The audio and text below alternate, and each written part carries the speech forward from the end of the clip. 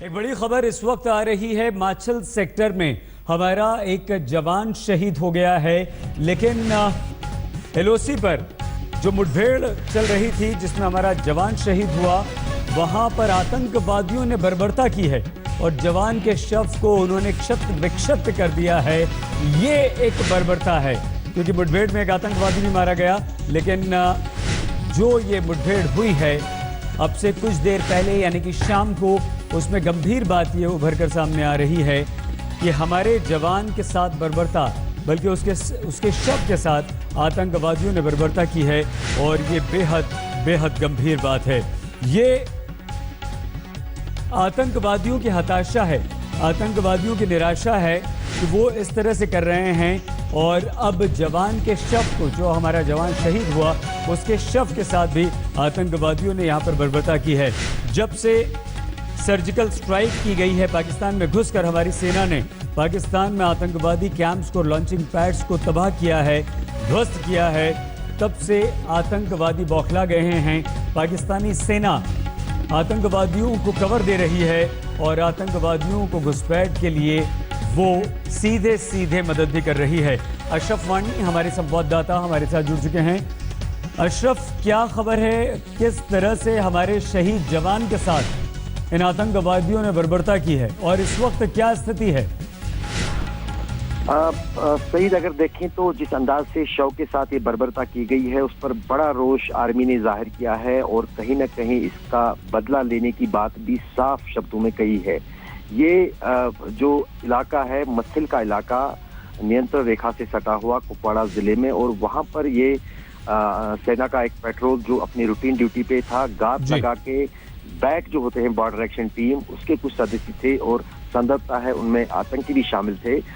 उन्होंने ये छुरियों से वार किया है इस जवान पे, और उसके बाद जब उसके साथियों को ये पता चला कि इस तरह से बर्बरता हुई है शव के साथ, और उसके बाद वहां पर गोलीबारी शुरू हुई है। और अभी जब हम बात कर रहे हैं, वहां पर लगातार गोलीबारी दोनों ओर से हो रही है।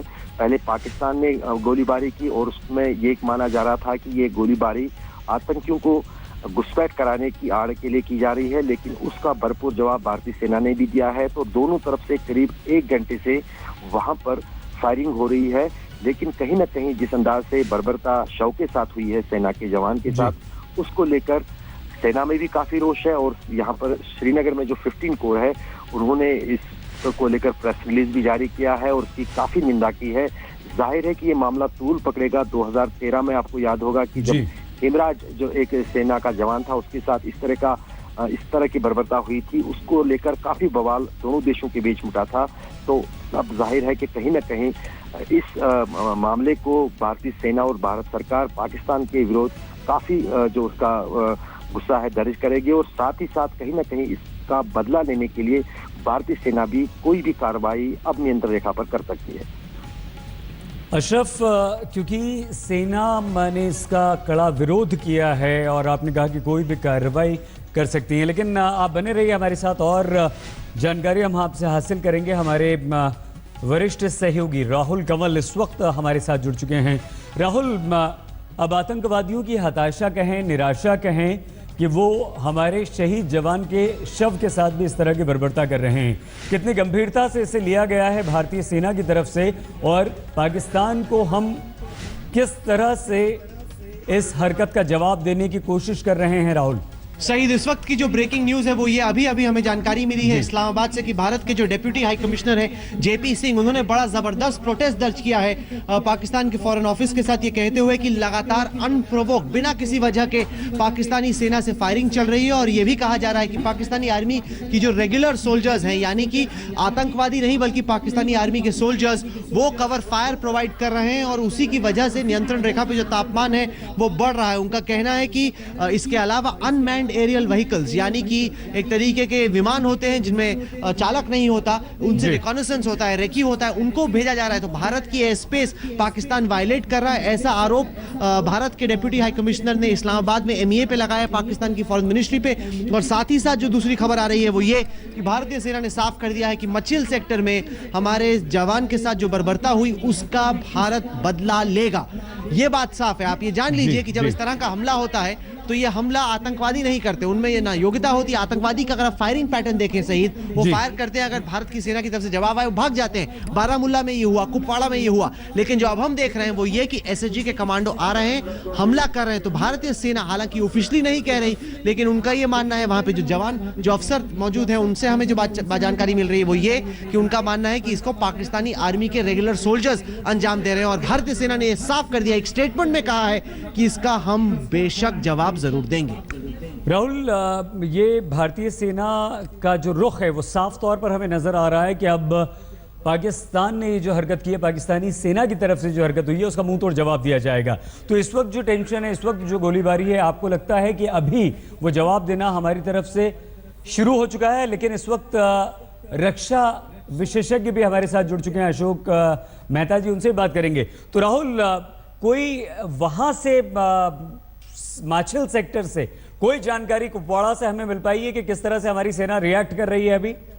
देखिए, जहां पे अटैक होता है रिएक्शन उसी सेक्टर में हो ये जरूरी नहीं। कई रातें मैंने नियंत्रण रेखा पे बिताई हैं। अमूमन हम तय करते हैं, कुछ अगर आप एलओसी आईबी देखें, कुछ सेक्टर्स ऐसे हैं जहां पे इंडिया के जो पोस्ट हैं वो नीचे की तरफ है, पाकिस्तान के पोस्ट ऊपर की तरफ है। जब आप ऊपर होते हैं तो नीचे की तरफ हमला करना ज्यादा आसान है, नीचे से ऊपर की तरफ हमला करना ज्यादा मुश्किल। तो पाकिस्तान की सेना उन सेक्टर्स में हमला करती है जहां पे उनका दबदबा है, भारत की सेना जवाब उन सेक्टर्स में देगी जहां पे हमारा दबदबा है। आपको यह भी देखना होगा कि किस तरह के हथियार इस्तेमाल हो रहे हैं। आमतौर पर जब सीज फायर वायलेशन होता है तो स्मॉल आर्म फायर होता है, एके से फायर होता है, लेकिन इस वक्त या फिर स्मॉल मोटार से फायरिंग होता है। इस वक्त 120 mm 120 mm की मोटार से फायरिंग हो रही है। ये एक वेपन ऑफ वॉर है, यानी कि युद्ध के तवक पे इस्तेमाल होने वाला हथियार है। ये कोई साधारण हथियार नहीं। अगर आप पाकिस्तान का फायरिंग पैटर्न देखें पिछले कुछ दिनों से, तो कहीं ना कहीं उनकी हताशा, उनकी डेस्परेशन बढ़ रही है। जैसे जैसे आर्मी चीफ रहील शरीफ अपने रिटायरमेंट के नजदीक आ रहे हैं, उन पे दबाव है कि कुछ स्पेक्टेकुलर हमला करो, कुछ बड़ा हमला करो, ताकि लगे कि भारतीय सेना को नुकसान हुआ है। ये कोई छोटे हथियारों से हमले नहीं हो रहे,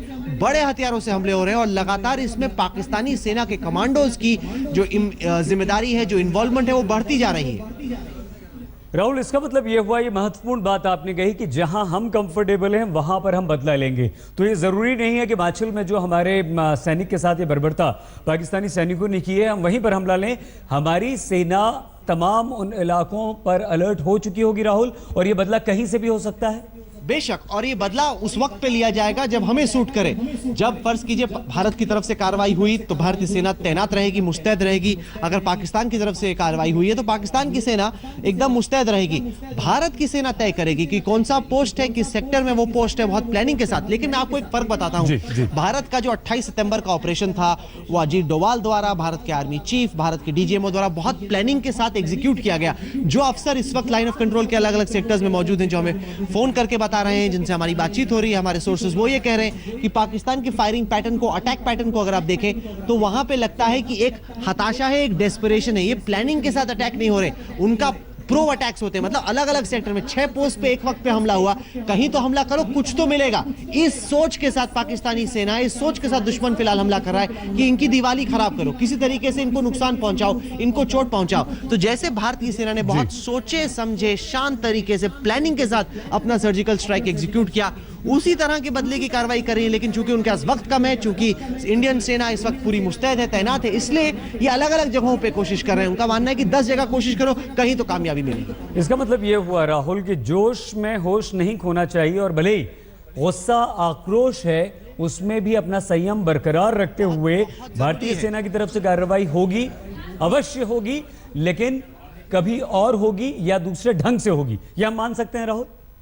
फायरिंग पैटर्न्स के बारे में बताता हूं। असल में लाइन ऑफ कंट्रोल में एक eyeball to eyeball confrontation लगातार चल रही है।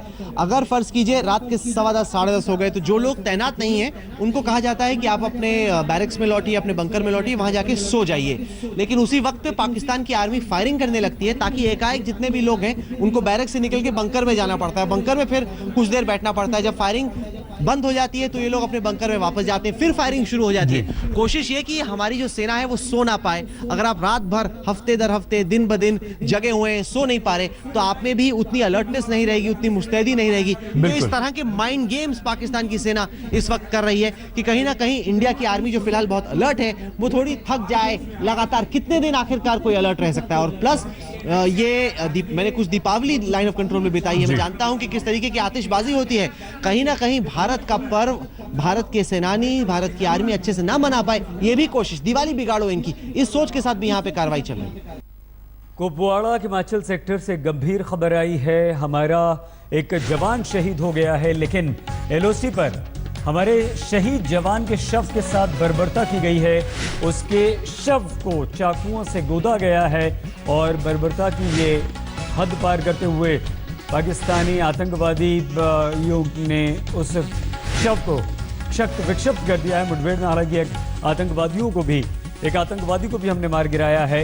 ये वो इलाका है कुपवाड़ा का, एलओसी के पास, और कुपवाड़ा में माछल सेक्टर है ये, जो कि बिल्कुल वहीं बॉर्डर पर है, एलओसी के पास में है। यहाँ ये हमला हुआ है। पहले भी इसी महीने के शुरू में भी यहाँ पर हमला आतंकवादी कर चुके थे। आतंकवादी घुसपैठ कर रहे थे, उनसे मुठभेड़ हुई थी। 2 जवान हमारे यहाँ पहले भी। राज काद्यान जी इस वक्त हमारे साथ रक्षा विशेषज्ञ जुड़ चुके हैं। राज जी, ये जो माछिल में आतंकवादियों ने हमला किया और हमारे जवानों के साथ बर्बरता की, ये पाकिस्तानी आतंकवादियों की, पाकिस्तानी सैनिकों की किस सोच को दर्शाता है और किस तरह से हमारी सेना को अब इसका बदला लेना चाहिए? राज जी, देखिए, एक शहीद होना जवान के लिए तो नॉर्मल बात है, अफसोस तो जरूर होता है, लेकिन वो एक ऐसी चीज है जो लड़ाई के माहौल में एक्सेप्टेबल होती है। लेकिन जो म्यूटिलेशन, जो बर्बरता उन्होंने की है, वो हमारे कल्चर में नहीं है, ना हमारी आर्मी के कल्चर में, ना हमारे देश के कल्चर में जी। तो उन बातों से दुख भी होता है और गुस्सा भी आता है। अब पाकिस्तान जो सर्जिकल स्ट्राइक के बाद उनकी हरकतें जो हुई हैं, उनसे कोई आश्चर्य नहीं होता। वो चुपचाप तो बैठे नहीं रह सकते थे, अपने देशवासियों को भी कोई उनको बताना है कि वो क्या कर रहे हैं बदले में। दूसरा, वो कोई ऐसा काम भी नहीं करना चाह रहे थे जिससे भारत दोबारा प्रवोक होकर कोई कार्रवाई करे जी। तो ये एलओसी की हीट जो थी, जो टेम्परेचर वहां था, वो बढ़ना था, वो तो एक एक्सपेक्टेड बात थी, क्योंकि लाइन ऑफ कंट्रोल तो एक ऐसी है दोनों देशों के बीच में जिस पर बार बार फायरिंग होती है, दुनिया भी इसकी तरफ ध्यान नहीं देती है। लेकिन आज जो उन्होंने किया है, एक जो डिटेल में तो दिल्ली के बाहर हूं, मैंने देखा नहीं है, लेकिन जो बर्बरता उन्होंने की है जी, उससे जाहिर है कि भारत को दोबारा गुस्सा आएगा। अब हमारे क्रोध का भी शॉर्ट फ्यूज पर है हम भी जी। हमारी हद पार हो गई चूड़ी के बाद, अब फिर हम संयम दिखा रहे हैं। मैच्योर देश है, पाकिस्तान की तरह नहीं है, तो इसकी सजा तो उनको मिलेगी, लेकिन जरूरी नहीं है पिछले तरीके की तरह मिले कि हम एलओसी पार करें। एलओसी के इस तरफ रह के भी। बहुत धन्यवाद राज काद्यान जी। लेफ्टिनेंट जनरल रिटायर्ड राज काद्यान ये कहते हैं कि पाकिस्तानी आतंकवादियों या सेना के उनके जवानों ने अगर ये हरकत की है तो इसकी सजा जरूर मिलेगी। हमारे एक शहीद जवान के साथ बर्बरता की गई है और ये पाकिस्तानी सैनिकों पर इसका पूरा शक इसलिए जाता है क्योंकि आतंकवादियों के नाम पर पाकिस्तानी सेना उन्हें कवर देकर ये सब हरकतें कर रही है। हम होते हैं हाजिर, आप बने रहिए हमारे साथ और देखते रहिए आज तक।